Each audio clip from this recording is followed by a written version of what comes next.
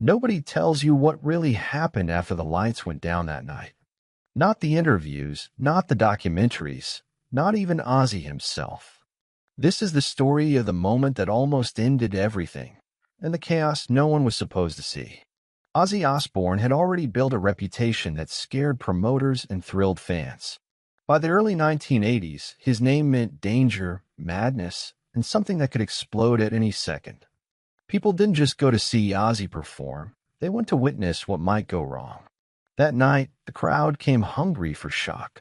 They wanted the wild Ozzy they had heard rumors about, not a calm rock singer behaving himself. And Ozzy felt that pressure every time he stepped on stage. Tour life had pushed him to the edge. Endless cities, no sleep, constant noise, and substances that blurred day and night together. His body was on stage, but his mind was somewhere far darker and louder. Backstage before the show was already tense. Crew members whispered because nobody knew which version of Ozzy they would get.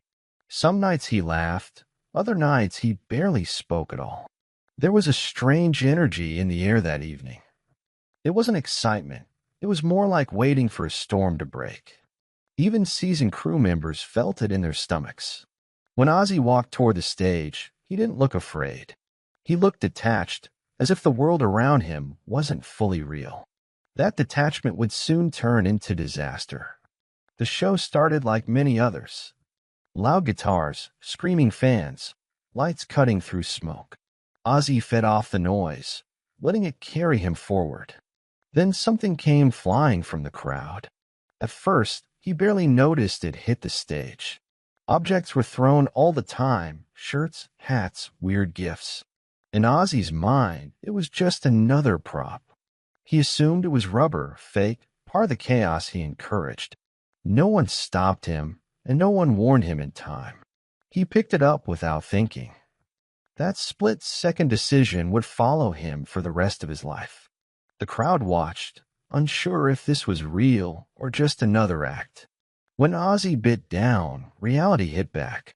The taste, the texture, the shock made his body freeze. Instantly, he knew something was very wrong. Blood filled his mouth. Pain exploded through his jaw and face. But the show didn't stop because Ozzy didn't stop. The audience screamed louder than ever. Some thought it was brilliant theater. Others were horrified. No one understood the danger unfolding in real time. Ozzy staggered but kept moving. Years of performing through pain kicked in automatically. He finished the song on pure instinct. Backstage, panic took over. Medical staff rushed toward him as the truth came out. What he bit wasn't fake, and it wasn't harmless. The word bat spread like fire. Not a rubber toy, not a prank. A real, living animal had been thrown on stage. Ozzy was confused, scared, and bleeding. He kept asking if it was real, hoping someone would say no. Nobody could lie anymore. The fear wasn't just about the injury. It was about what could happen next. Infections, disease, and consequences far worse than embarrassment. Doctors were called immediately. The show ended, but the nightmare had just begun. Ozzy was rushed out under heavy security. Fans outside still cheered, unaware of the danger. To them, it was the most shocking moment in rock history. To Ozzy, it felt like the moment everything might collapse. At the hospital, reality hit even harder. Doctors explained the risks in blunt terms. This wasn't just a story for headlines, it was life or death. Rabies shots were mentioned. Weeks of treatment, pain, and fear followed. Ozzy listened, silent and pale. That night, the legend was born. But behind it was terror, regret, and confusion. The image sold tickets, but the truth haunted him.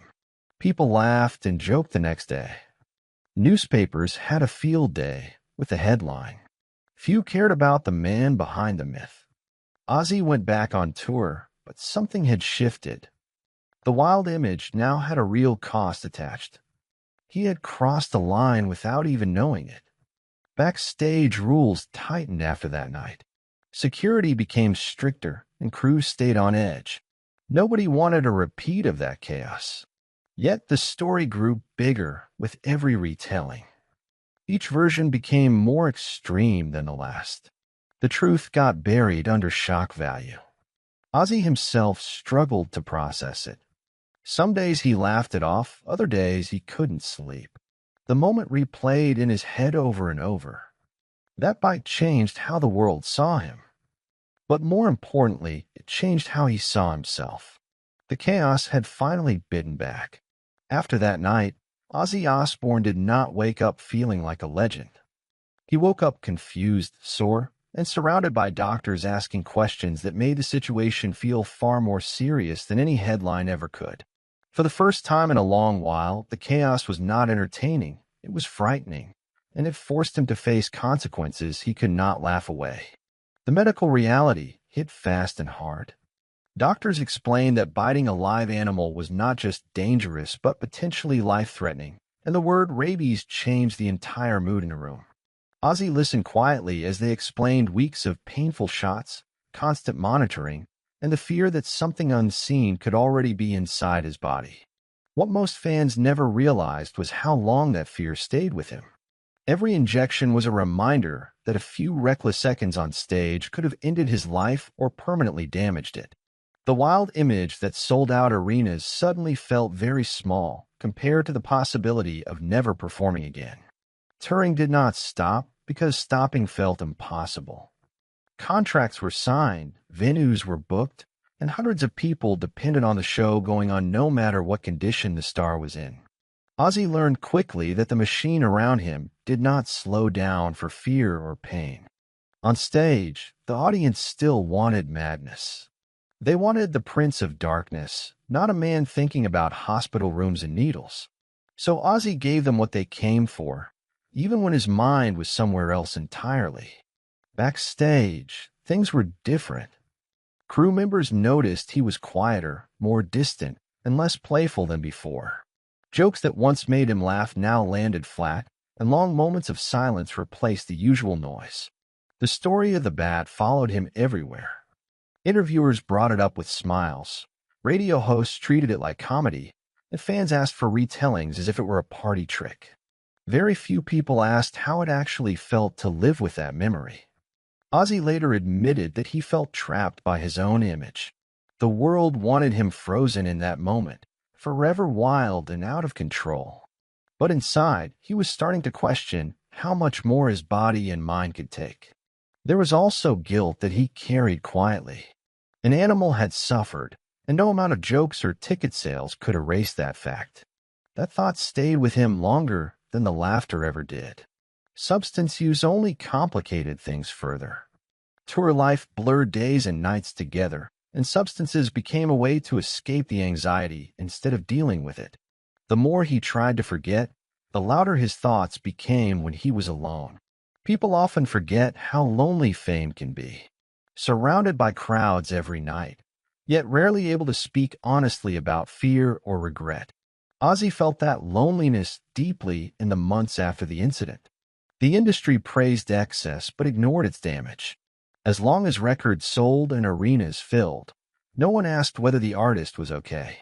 Ozzy was rewarded for going too far, not protected from it. Over time, the bad incident became a symbol of an era.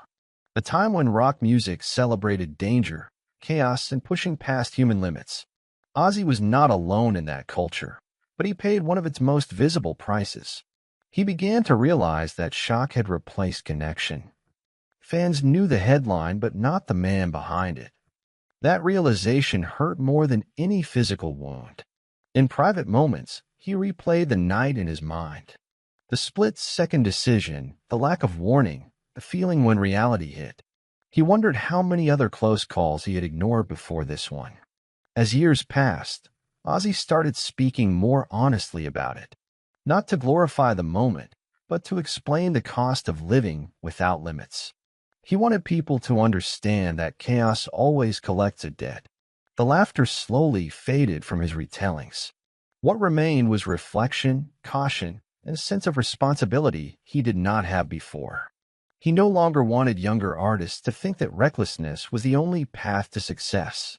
Health issues later in life made that lesson even clearer. The body remembers everything, even when the mind tries to forget. Every extreme moment leaves a mark, whether it shows immediately or not. Ozzy survived that night, but survival does not mean untouched.